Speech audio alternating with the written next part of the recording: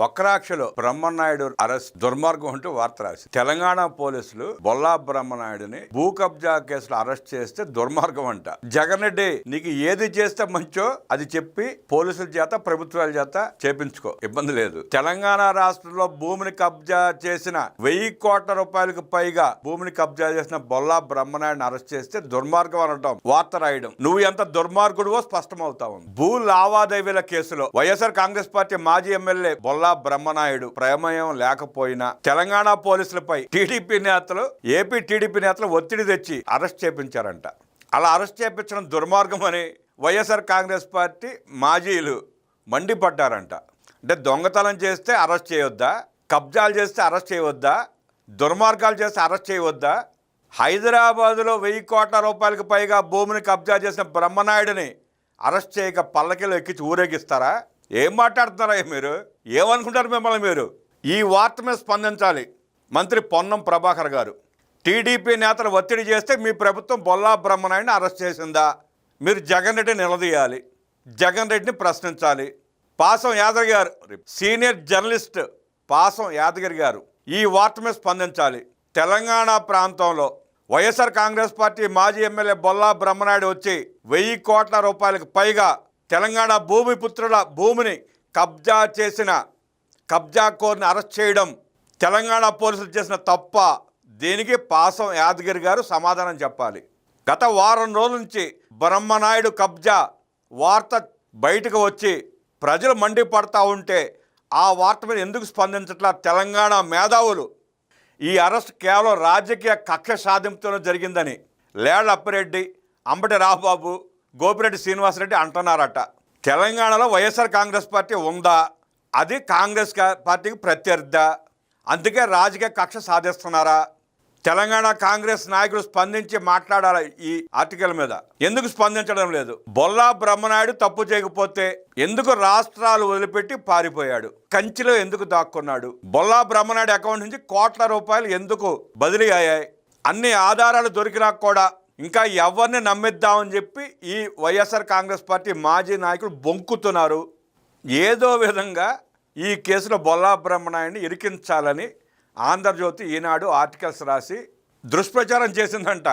మా సన్నాసి తప్పు చేశాడు, తెలంగాణ పోలీసులు అరెస్ట్ చేశారు, మేము నోరు మూసుకుంటే మంచిదని ఆ సన్నాసులకు జ్ఞానం లేకుండా, ఇంకా సిగ్గు శరం లేకుండా, వక్రాక్షి చేతిలో ఉంది కదా అని ఇష్టం వచ్చినట్టు వార్తలు రాసుకుంటున్నారు. డిఎస్సిపై జగన్ డ్రామా, యువత భవిష్యత్తుతో వైసీపీ ఫేక్ రాజకీయాలు.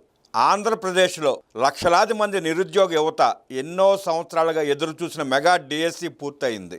వేలాది మంది యువతులు రాత్రింబవళ్లు కష్టపడి చదివి పోటీ పరీక్షలో మెరిట్ సాధించి ఉపాధి అవకాశాలను పొందారు. ఒక ప్రభుత్వం అధికారంలోకి వచ్చిన తర్వాత ఒకేసారి 16,000కు పైగా టీచర్ పోస్టులను భర్తీ చేయడం చిన్న విషయం కాదు. ఇది వేలాది కుటుంబాల జీవితాల్లో వెలుగు నింపిన నిర్ణయం. కానీ ఆశ్చర్యకరంగా ఈ విజయాన్ని అభినందించాల్సిన ప్రతిపక్ష నాయకుడు జగన్ రెడ్డి మాత్రం డిఎస్సిపై వరుసగా ఫేక్ ప్రచారం చేస్తూ యువతలో అనుమానాలు, అపోహలు సృష్టించే ప్రయత్నాలు చేశాడు.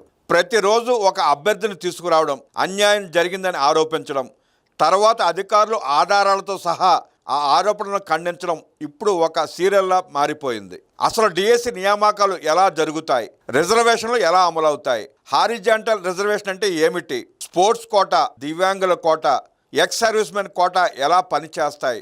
ఇవన్నీ ప్రభుత్వ నిబంధనలు, రాజ్యాంగ పరిరక్షణలు, సుప్రీంకోర్టు తీర్పుల ఆధారంగా అమలవుతాయి. ముఖ్యంగా హారిజాంటల్ రిజర్వేషన్ విధానం గురించి సుప్రీంకోర్టు స్పష్టమైన మార్గదర్శకాలు ఇచ్చింది. విచిత్రం ఏంటంటే ఇప్పుడు ప్రశ్నలు లేవనెత్తుతున్న జగన్ రెడ్డి ప్రభుత్వమే 2023లో జీవో నెంబర్ 77 ద్వారా హారిజాంటల్ రిజర్వేషన్ అమలు చేసింది. అంటే తానే అమలు చేసిన విధానం గురించి ఇప్పుడు తానే సందేహాలు సృష్టిస్తున్నట్టే కదా.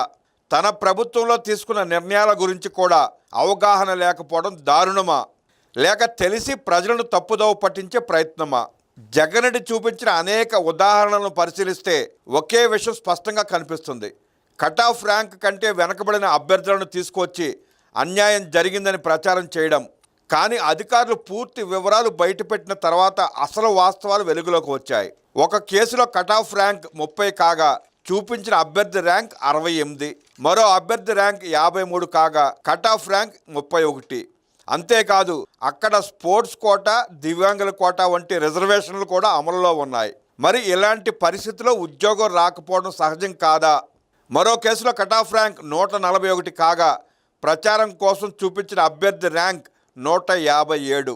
ఇంకో చోట కటాఫ్ ర్యాంక్ 168 కాగా చూపించిన అభ్యర్థి ర్యాంక్ 196.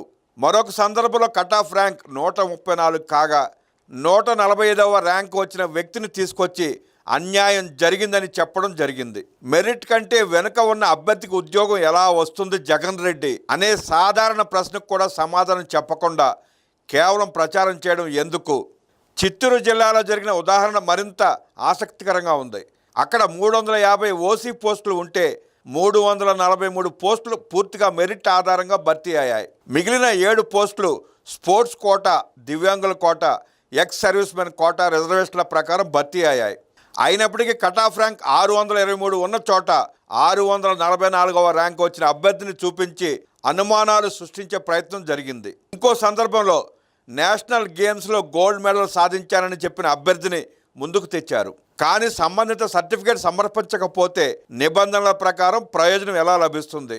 ఈ ప్రాథమిక విషయాలను కూడా పక్కన పెట్టి అన్యాయం జరిగిందని చెప్పడం రాజకీయాల కోసం చేసిన ప్రయత్నం కాదా? ఇంకా ఆశ్చర్యకరమైన విషయం ఏమిటంటే కొన్ని సందర్భాల్లో కాల్ లెటర్ కూడా రాని అభ్యర్థులను తీసుకువచ్చి ప్రచారం చేశారు. అధికారులు వివరాలు బయటపెట్టిన తర్వాత ఆ ఆరోపణలు పూర్తిగా నిరాధారమని తేలిపోయింది. ఒక మాజీ ముఖ్యమంత్రి స్థాయిలో ఉన్న నాయకుడు చేసే ఆరోపణలకు కనీస స్థాయిలో అయినా వాస్తవాలు, ఆధారాలు ఉండాలి కదా. కానీ ఇక్కడ ప్రతి ఆరోపణ కూడా అధికారులు వివరాలు చెప్పగానే కూలిపోవడం చూస్తే ఇది నిజాల కోసం పోరాటమా లేక ప్రచారం కోసం చేసిన రాజకీయ నాటకమా అనే ప్రశ్న ప్రజల్లో తలెత్తుతోంది. మహిళలకు 33% రిజర్వేషన్ ద్వారా వచ్చిన టీచర్ ఉద్యోగాలపై కూడా విమర్శలు చేయడం మరింత బాధాకరం. రాష్ట్రంలో వేలాది మహిళలు ఉద్యోగ అవకాశాలు పొందుతున్న సమయంలో ఆ ప్రక్రియపై అనుమానాలు సృష్టించడం ఎవరికి ఉపయోగపడదు. బీసీలు, ఎస్సీలు, ఎస్టీలు, మహిళలు, స్పోర్ట్స్ వ్యక్తులు, దివ్యాంగులు, ఎక్స్ సర్వీస్ మెన్లకు రాజ్యాంగబద్ధంగా కల్పించిన అవకాశాలపై వ్యతిరేక వాతావరణం సృష్టించడం సమంజసం కాదు. డిఎస్సి అనేది కేవలం ఒక పరీక్ష కాదు. ఇది లక్షలాది మంది యువత ఆశలు, సంవత్సరాల కష్టం, కుటుంబాల కలలు. అలాంటి అంశాన్ని రాజకీయ ప్రచారం కోసం ఉపయోగించడం వల్ల చివరకు నష్టపోయేది యువతే. నిరుద్యోగుల్లో అనవసర భయం, అనిశ్చిత, గందరగోళం పెరుగుతుంది. నిజంగా ఎక్కడైనా తప్పు జరిగితే చట్టపరంగా పోరాడవచ్చు, కోర్టులను ఆశ్రయించవచ్చు, ఆధారాలు సమర్పించవచ్చు. కానీ ప్రతిరోజు ఒక కొత్త కథనం సృష్టించి తర్వాత అది అధికారుల వివరణతో తప్పని తేలిపోవడం ప్రజల విశ్వాసాన్ని దెబ్బతీస్తుంది. ఒకప్పుడు ఉద్యోగాల విప్లవం గురించి మాట్లాడిన నాయకత్వం ఇప్పుడు ఉద్యోగాలు వచ్చిన యువత ఆనందాన్ని కూడా రాజకీయ కోణంలో చూడటం విచారకరం. యువతకు అవసరమైనది ఫేక్ ప్రచారం కాదు, అవకాశాలు, అపోహలు కాదు, ఉపాధి, రాజకీయ నాటకాలు కాదు, భవిష్యత్తుపై భరోసా. అందుకే రాష్ట్ర యువత ఇప్పుడు ఒకే ప్రశ్న అడుగుతోంది. డిఎస్సిపై వచ్చిన ప్రతి ఆరోపణను అధికారులు ఆధారాలతో ఖండించిన తర్వాత కూడా ఈ ఫేక్ ప్రచారం ఎందుకు కొనసాగుతోంది? యువతకు ఉద్యోగాలు రావడం కొందరికి ఎందుకు ఇబ్బందిగా మారుతోంది? ఇప్పటికైనా డిఎస్సిపై అసత్య ప్రచారాలు ఆపాలి. రిజర్వేషన్ల గురించి, నియామక నిబంధనల గురించి ప్రజలకు సరైన అవగాహన కల్పించాలి. నిరుద్యోగ యువత జీవితాలతో రాజకీయాలు చేయడం మానుకోవాలి. ఎందుకంటే ఉద్యోగం కోసం కష్టపడిన యువకుడి కళ రాజకీయ పార్టీ కంటే గొప్పది. అతని భవిష్యత్తు ప్రచారం కంటే విలువైనది. రాష్ట్ర యువతకు కావాల్సింది ఫేక్ కథలు కాదు, నిజమైన అవకాశాలు. ఇకనైనా ఆపు ఫేక్ ప్రచారాలు జగన్ రెడ్డి.